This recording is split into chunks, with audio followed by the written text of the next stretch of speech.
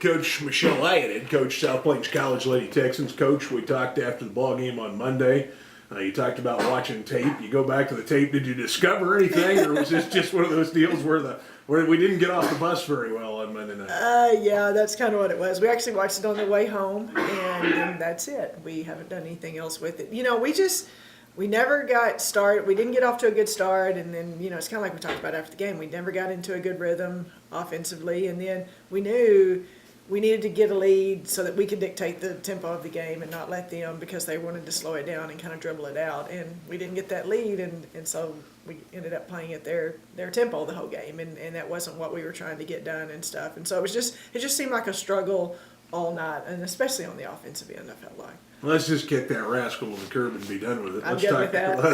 Let's talk about Thursday night. You've got Midland College coming to town. Midland College record looks a little subpar, but this is Midland College nonetheless, and I'm sure you've got the scouting report done. Let's talk about Midland. What's some of the concerns there? They are a very good team, and they've kind of taken some losses and kind of had some tough shooting nights to get some of those losses as well. But they're very solid. It's kind of the same Midland team that we've seen in the past. They've got, their post players are probably their strings. That's their leading scorers. 3 top leading scorers are all their post players, and they're not quite as big. I mean, they're 6 foot. About 5 kids that are about 6 foot and 6'1".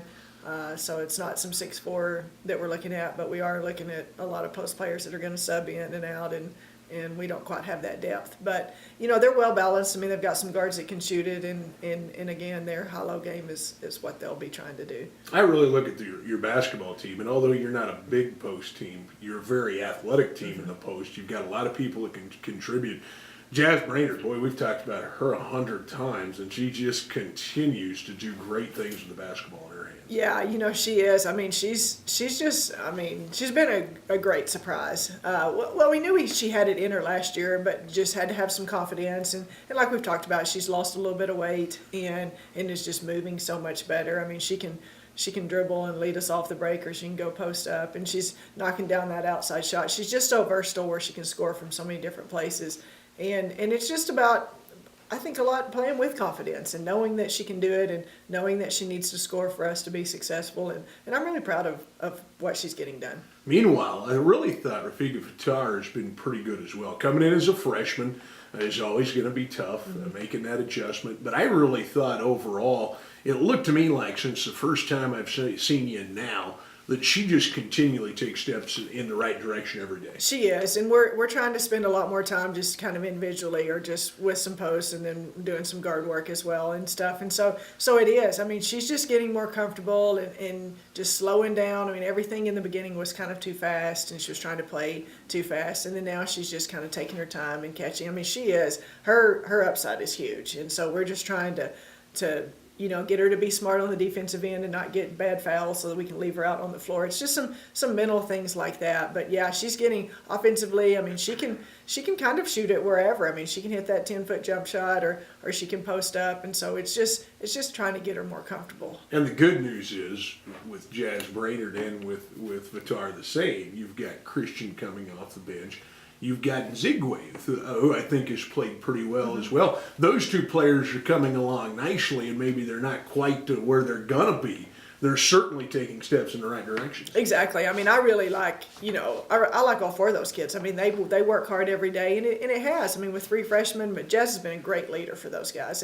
But it has taken them just some time, but as all freshmen on everybody's team, they were going to say the same thing, just to adapt to the game, but they're just getting better and better. They're getting stronger, they're getting tougher, and they're finding ways to score, and that's what it's all about. If they take away one thing, then you've got to find something else to score, and we're kind of getting to where we can do that. It seems to me you've been pretty good at home. You haven't played a ton of home games, and we could say it the other way because you haven't played a lot of conference road games yet either. The trip over to New Mexico, JC, and then in Borger. But I really think you got to be really happy to get Midland at home for the first time out, especially now needing a win, I think, to turn the momentum again. Exactly. We've shot it better here at home than maybe we have on the road a little bit, and who knows? I mean, that's you just got to knock down shots. I mean, I don't think you can really decide if that's on the road or at home, but I think we have kind of got some comfort level here this first half of conference playing at home, and so yeah, it is good. I mean, Midland's just tough. I mean, it's the same like I said, the same Midland team that we've seen the last few years, and they're going to come in here and they need a win too, and so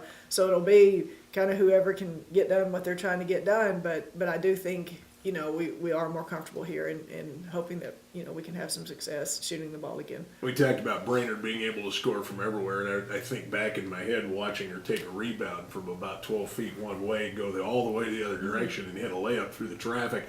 This has been a team that seems to me like when they've decided to push the ball, has pushed the ball pretty well. Is this another key coming in Thursday night against Midland to just get the ball up the floor and force Midland to backpedal on it? Yeah, it is, and that's kind of the way Midland wants to play as well. I mean, they're going to want to really try to push. Their post players run hard. They're going to try to push it in transition, and so I know that's the way we like to play and can get some easy scores.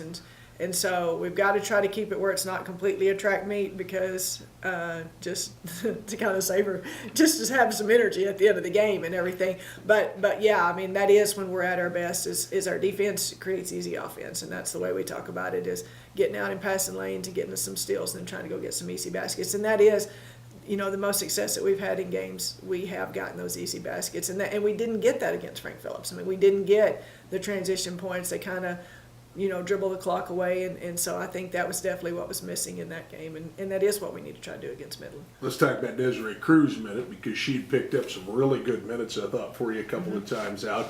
Ends up without any minutes against Frank Phillips due to injury. What's her status coming into Thursday night? She did not practice yesterday, but I think she's going to practice today, so I think she'll be good to go. Very good. You got good minutes out of Brigham. You got in the starting lineup, and I thought Mia Ochoa came in and played some good minutes for you as well. And Frank Phillips, and it's tough to do when you're on a thin roster. You've got to have people who can come in and play the basketball. Exactly, and that's what we talk about. I mean, we're just trying to, that's why we're kind of spending more time individually helping them on some things that they're weak at, whatever it is, whoever, just trying to get those things better, and where they can come in and feel more comfortable and have some confidence when they come into those games. But yeah, Mia and Des have given us great minutes off the bench, and so we definitely need her to be healthy, and I think she will be. I think she'll be ready to go. All right, Coach, any final thoughts for us today before we wrap it up and get ready to take on the Lady Chaps? No, we're excited to be at home and hope people will come out and watch us.